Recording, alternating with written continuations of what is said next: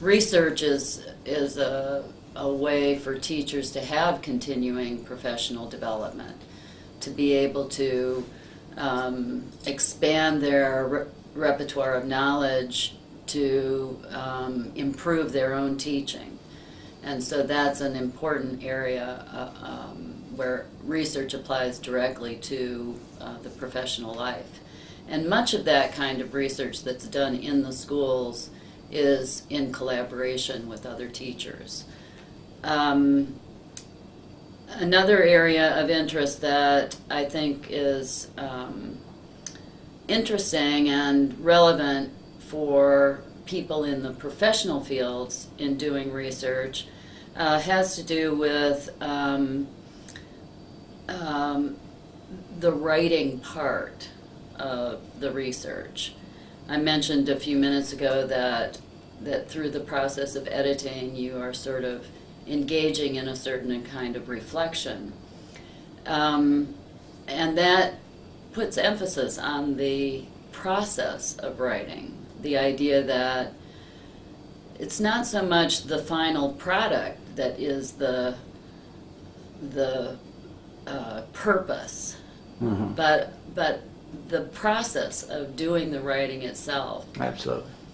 There's been a lot of research that's shown during the process of writing, people actually learn things. While you're doing the research, you may go to the library and read articles by experts, and you might collect statistics from production figures or in business or from test scores in an educational setting.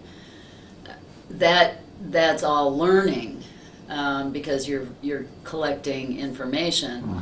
But a different kind of learning takes place during the process of writing. Oftentimes, in my experience, students who are working on these research projects will say, I didn't know until I wrote it down what I was finding.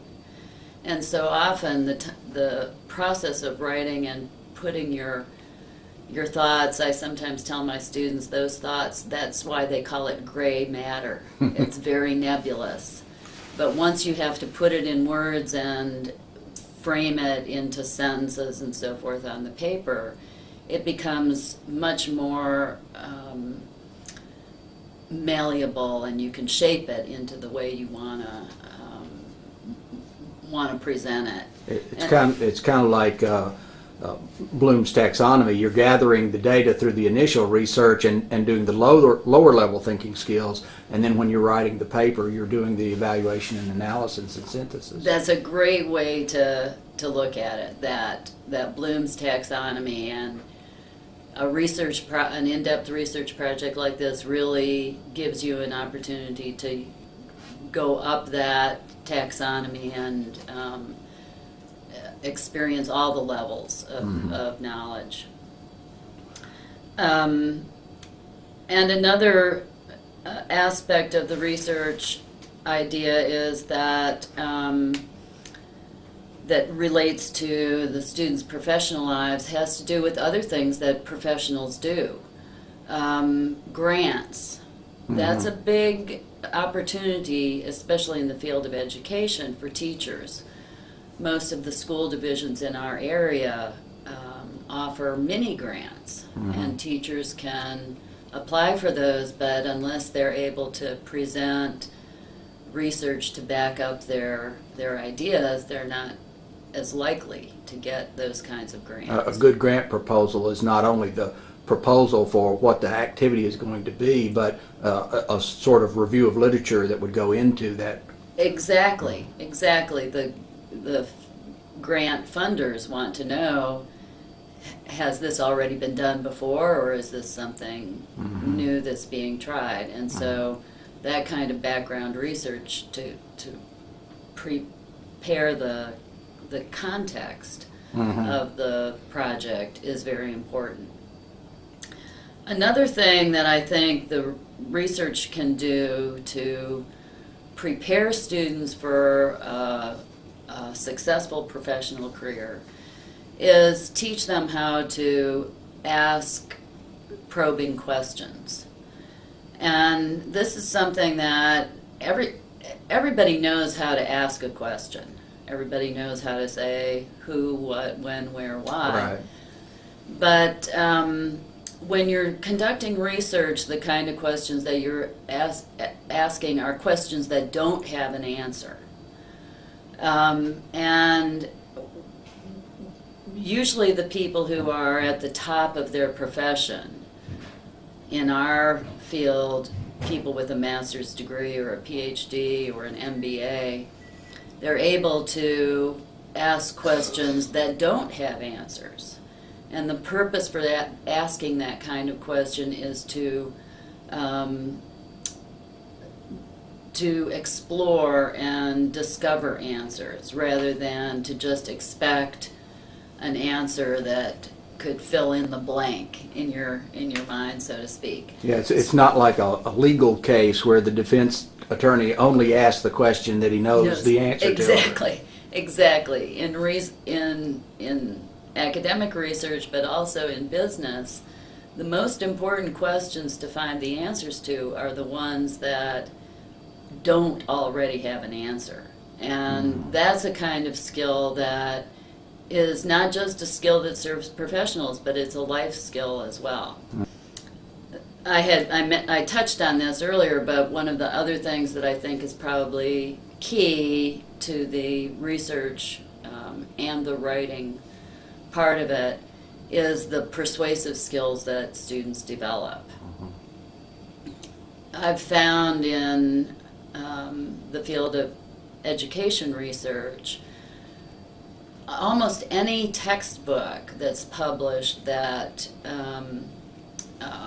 is for teachers doing research has a chapter entitled something like "The Teacher as Researcher." But I came across something one day that made me turn that simile around and to think of it, rather than the teacher as a researcher, to think of it as the researcher as a teacher. And to me, I think that's where the persuasive part comes in. But when I started thinking about that, I reflected on it a bit and came up with a list of several things that the person who's doing research really is doing almost exactly the same kinds of things that a teacher does. Interesting. And one of the very first that I thought of was the idea of constructivism.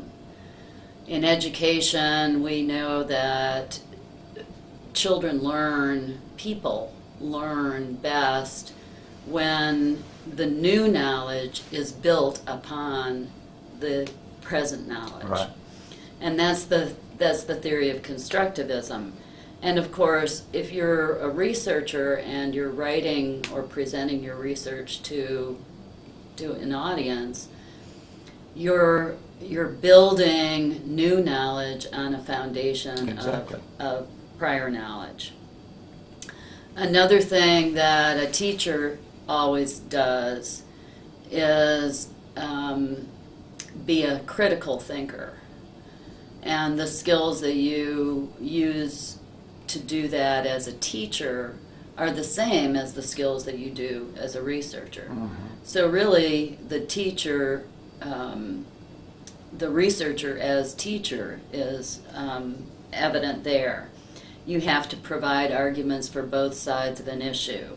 You have to present all the evidence before drawing conclusions. Those are the kinds of things that are natural for a teacher. And if you're a good teacher, you can be a good researcher for that reason.